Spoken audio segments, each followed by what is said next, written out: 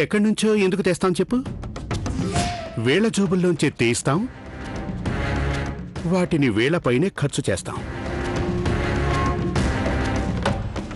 ఇదిగో ఈ బంగారు గాజులు, అలాగే ఆ ముసల్ది నీకు ఇచ్చిన చెవుల కమ్మలున్నాయిగా, ఆ బంగారు ఎందుకు పనికొస్తుంది చెప్పు?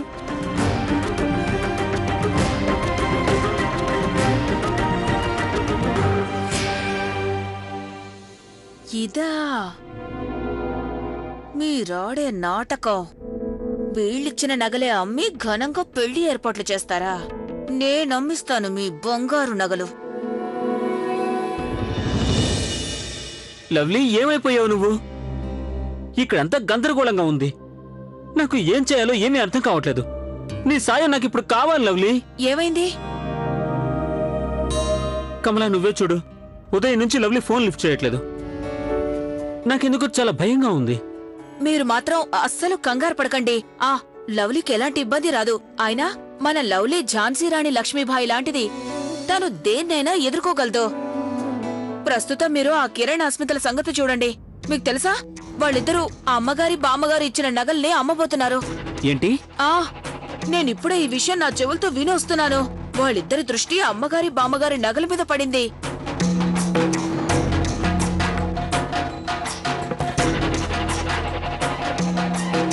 వీళ్ళకి ఇక గుణపాఠం చెప్పక తప్పదు,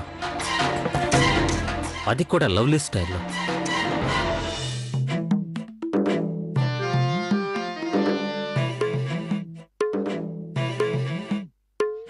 మా అమ్మ నన్ను ఎందుకు ఇలాంటి టెన్షన్లో పడేసింది? ఇప్పుడు నేను ఈ బ్యాగ్ని ఎక్కడ పెట్టను? ఏమైంది అయ్యగారు? ఎందుకలా కంగారు పడుతున్నారు? ఏమని చెప్పను కమలా, మా అమ్మ కూడా తనకు నచ్చినట్లు చేయడం మొదలుపెట్టింది. ఏంటి అంతలా ఏం చేశారు అమ్మగారు? నువ్వే చూడు కమలా, మా అమ్మ ఇంత ఎండలో నన్ను వెళ్లి బ్యాంక్ నుంచి నగలు తీసుకొని రమ్మని చెప్పింది. ఓహో, అంటే ఈ బ్యాగులో నగలున్నాయా? అవును కమలా, ఈ బ్యాగ్లో మా పూర్వీకుల నగలున్నాయి.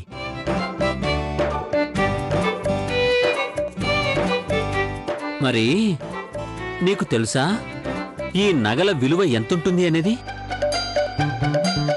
ఎంతుంటుంది? దాదాపుగా 50-60 lakhs. అమ్మ బాబోయ్ దేవుడోయ్! అయినా ఇందులో ఇబ్బంది పడాల్సిన విషయం ఏముంది? పెళ్లి జరగబోయే ఇంట్లో నగలుండాల్సిన అవసరం తప్పకుండా ఉంటుందికా. అయ్యో కమలా, మా అమ్మ కూడా నాతో ఇదే మాట అంది. కానీ బ్యాంక్ నుంచి ఈ నగలు తీసుకొచ్చిన తర్వాత ఇప్పుడు ఏమంటుందంటే, ఈ 50-60 లక్షల విలువైన ఈ పూర్వీకుల నగలున్నాయి చూసావా, ఆవిడ జాగ్రత్త చేయలేదట. నేను పని చేస్తాను, ఈ నగల బ్యాగుని తీసుకెళ్లి స్టోర్ రూమ్ లో దాచిపెడతాను. అక్కడికి ఎవ్వరూ వెళ్ళరు. అక్కడున్నాయని ఎవరికి ఆలోచనే రాదు. బ్రహ్మాండం! కమలా, నువ్వు నా వెనకే రావద్దు. అలాగే ఏ విషయం ఇంకెవ్వరికి చెప్పొద్దు, సరేనా? నేను రాన్లేండి. అలాగే ఇంకెవరికి తెలియనివ్వరు కూడా. ఒట్టు. నేను ఇప్పుడే వెళ్ళి దాచిపెడతాను.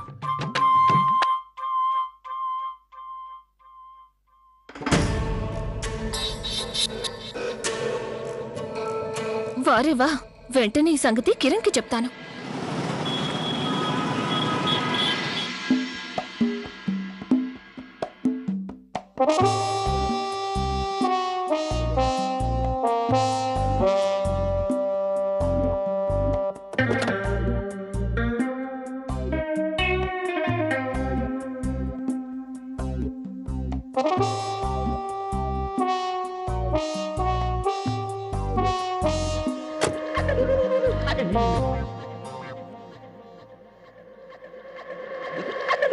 ఇప్పుడు జరుగుతుంది మంచి గమ్మత్తు.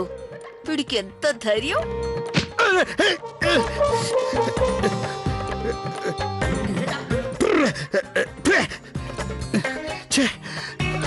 ఇప్పుడు చూడు, ఫెవికాల్ పై కాలేజ్ జారి పడతాడు.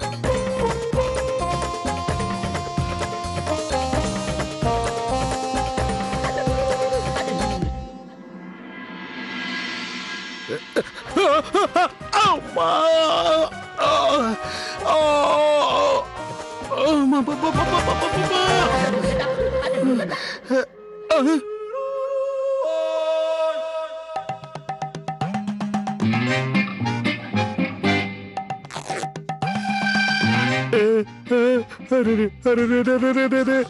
ఇది కూడా చిరిగిపోయింది.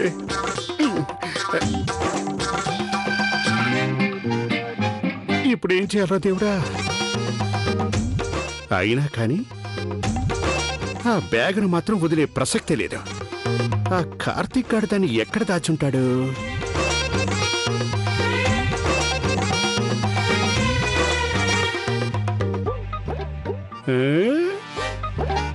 ఆ నగల బ్యాగు దొరికింది.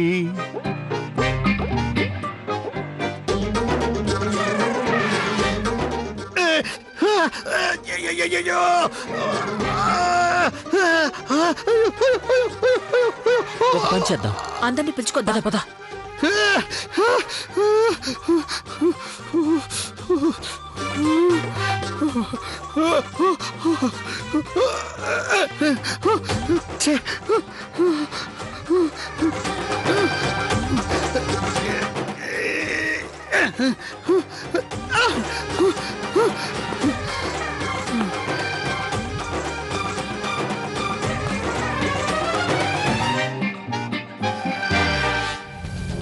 ఎవరో ఒకరు ఇప్పుడే రావాలా ఏంటి?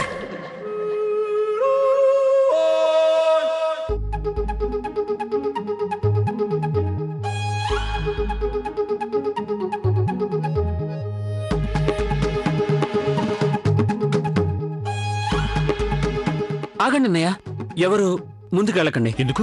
దొంగ ఎవరైనా ఉన్నారేమో అని.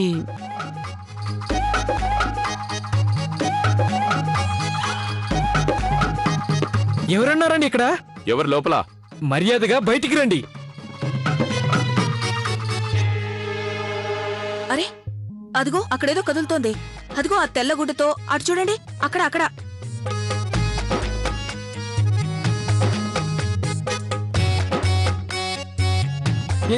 ఎవరండి? అరే కమలా, నువ్వు అలా ఎందుకు కొడుతున్నావు? అదేనండి, ఇంత చీకట్లో ఏదేంటో ఎలా తెలుస్తుంది? ఇలా కర్రతో 4 తగిలిస్తే ఉన్నదేదో బయటకు వస్తుంది. ఇన్ని సామాన్లలో ఎక్కడే ఉందో మనకెలా తెలుస్తుంది చెప్పండి? వెరీ గుడ్ ఐడియా కమలా, వెరీ గుడ్.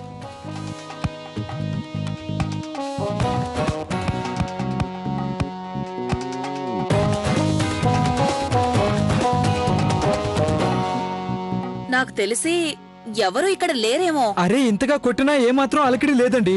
కార్తీక్ ఈ గదిలోంచి సౌండ్ వచ్చిందని మమ్మల్ని తీసుకొచ్చా. ఇక్కడ చూస్తే ఎవరు లేరు కదా. కిట్టు అన్నయ్య, నాకు ఇక్కడి నుంచి సౌండ్ వచ్చినట్టు అనిపించింది. అది వేరే చోటు నుంచి వచ్చిందేమో. అయినా కార్తీక్, ఇది స్టోర్ రూమ్ కదా, దీంట్లో ఏం బంగారం ఉంటుందని దొంగలు పడతారు చెప్పు? సరే పదండి. ఇది అక్కడ పడే.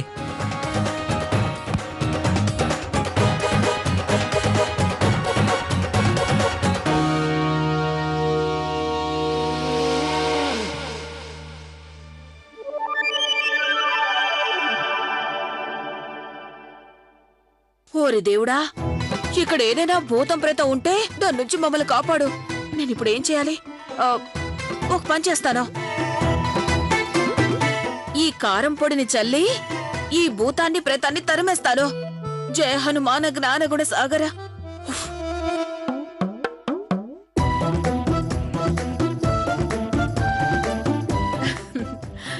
ఈ దెబ్బతో నిజమైన భూత ప్రేతాలు కూడా పారిపోతాయి. భగవంతుడా, జయ హనుమాన జ్ఞానగుణ సాగర, మమ్మల్ని భూత ప్రేతాల నుండి కాపాడు తండ్రి.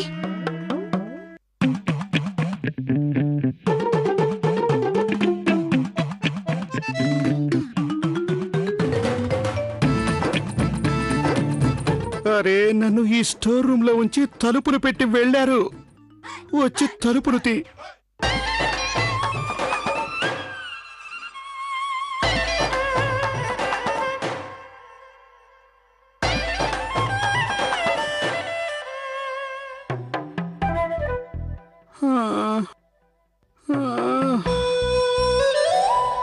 అరే నీకు ఈ గతి పట్టించిన వాళ్ళెవరు?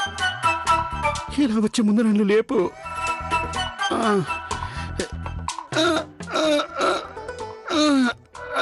ఓరి దేవుడు. నీ నీ ప్యాంట్ ఎలా అరే చిక్కింది? ప్యాంటు చూడకు. గదిలోకి పద.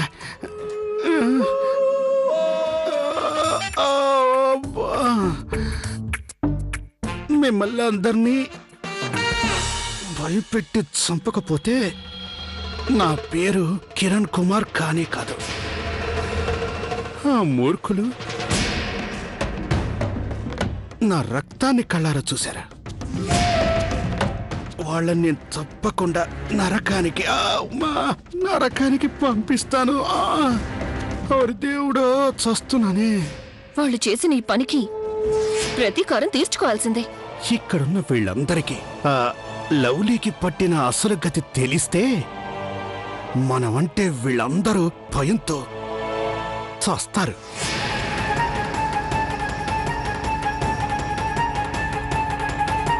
కిరణ్, ఈ సంగతి పక్కన పెట్టు. నువ్వు త్వరగా ఇక్కడి నుంచి వెళ్ళిపో.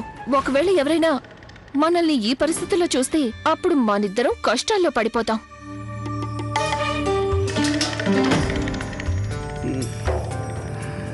అరే, అరే, ఆ.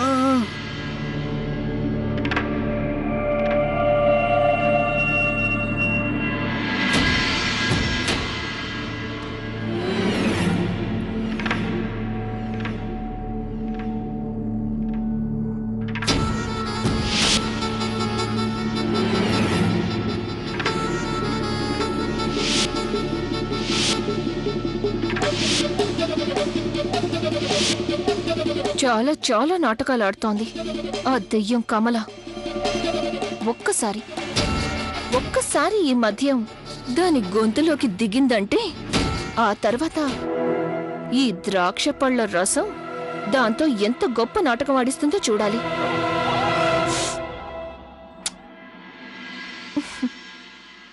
కమలా, కమలా,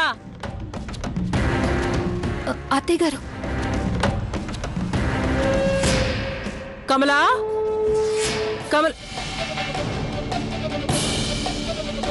ఎక్కడికి వెళ్ళుంటుంది?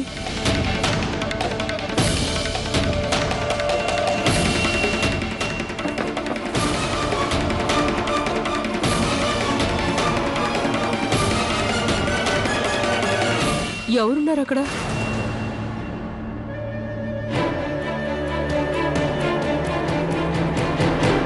అత్తయ్య,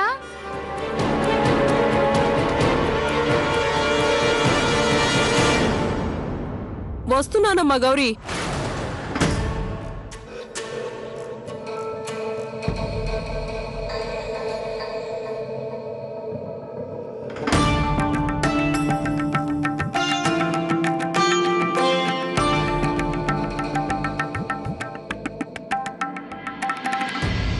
అయ్యో రామా, ఎంత ఉక్కబోస్తోందో.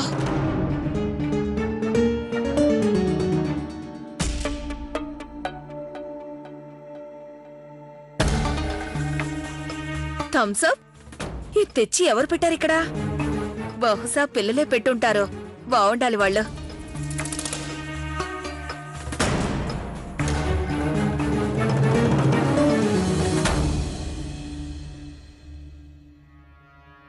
ఈ థమ్సప్ ఎందుకు ఇంత ఘాటుగా ఉంది? ఏదో కొత్త రకం అనుకుంటా. అయినా నాకేంటి, చల్లగానే ఉందిగా, తాగేస్తాను. అస్మిత వల వేస్తే చేప పడకుండా ఉంటుందా? అలా జరిగే అవకాశమే లేదు. పద అస్మిత, ఇక నీ ఆట మొదలుపెట్టు.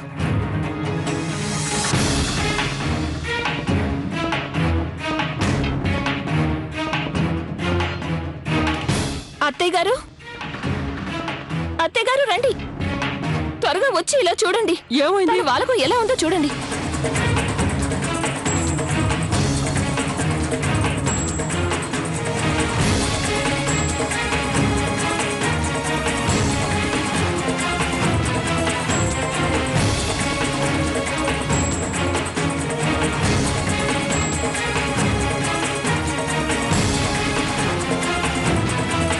కొంపదీసి తను మందు తాగిందా ఏంటి?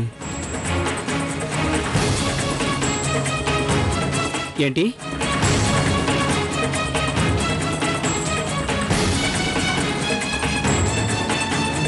గాడ్ ప్రామిస్ ఇందులోంచి చాలా చెడ్డ వాసన వస్తుందండి.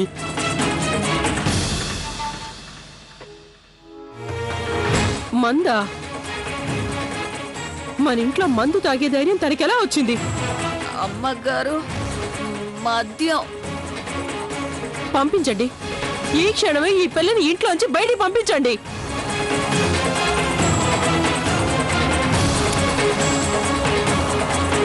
మా ఇంట్లో మద్యం తాగే ధైర్యం అసలు నీకెలా వచ్చింది కమలా? అమ్మగారు, నాకు నిజంగా తెలీదండి. ఆ థమ్సప్ బాటిల్లోకి మద్యం ఎలా... చాలే ఆపు.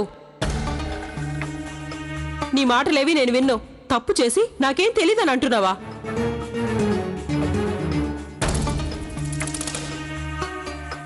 నువ్వు నాకు మొదటి నుంచి నచ్చలేదు. అయినా నువ్వు ఇంతగా దిగజారిపోతావని నేను అస్సలు ఊహించనేలేదు. మందు తాగి నువ్వు మా అందరినీ అవమానించావు. స్త్రీ అనే పదానికే కళంకం తెచ్చావు.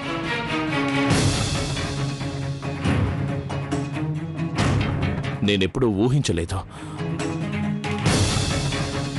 నువ్వు చేసిన పనుల వల్ల మా కుటుంబం ముందు నేను తలదించుకోవాల్సి వస్తుందని.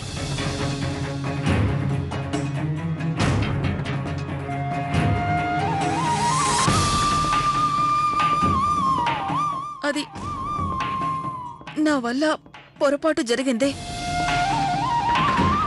నా పని వల్ల మీ అందరికీ బాధ కలిగింది. నన్ను క్షమించండి. లేదు, నీకు క్షమాపణ లేదు. ఈ పొరపాటుకు ఎలాంటి దయ లభించదు. నువ్వు చేసింది పొరపాటు కాదు, నేరం. నేరానికి క్షమాపణ ఉండదు, శిక్షే ఉంటుంది. నీకు విధించే శిక్ష ఏంటంటే నువ్విక ఈ ఇంట్లో ఉండకూడదు. నువ్వు ఇక్కడి నుంచి వెళ్ళక తప్పదు.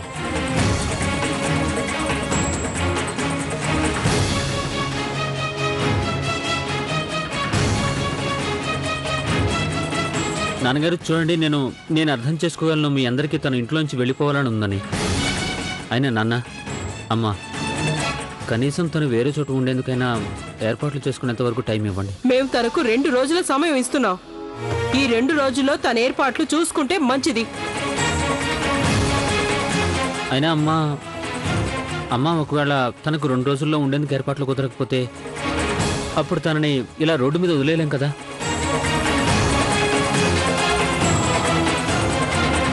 అమ్మ, తనకి ఎప్పటి వరకైతే ఉండటానికి ప్లేస్ దొరకదో, ఈ ఏర్పాట్లు అవి కుదరవో, అప్పటి వరకైనా ఇంట్లో ఉండనివ్వండి.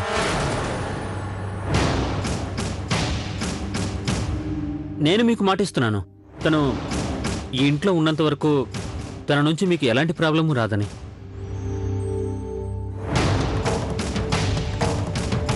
ప్లీజ్ అమ్మా. సరే, కానీ తనతో చెప్పు, నా కళ్ళ ముందుకు అసలు రావద్దని. నాకు తన అలికిడి కూడా వినిపించద్దు.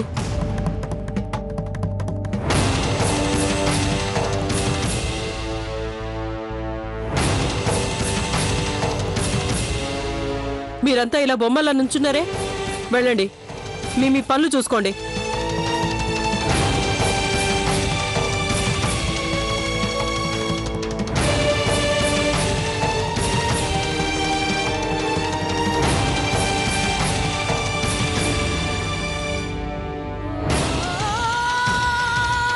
కమలా, ఇలా ఎందుకు చేసావు? నువ్వు మందెందుకు తాగావు? మీ నమ్మకం కూడా అద్దల్లా పగిలిపోయేదేనా?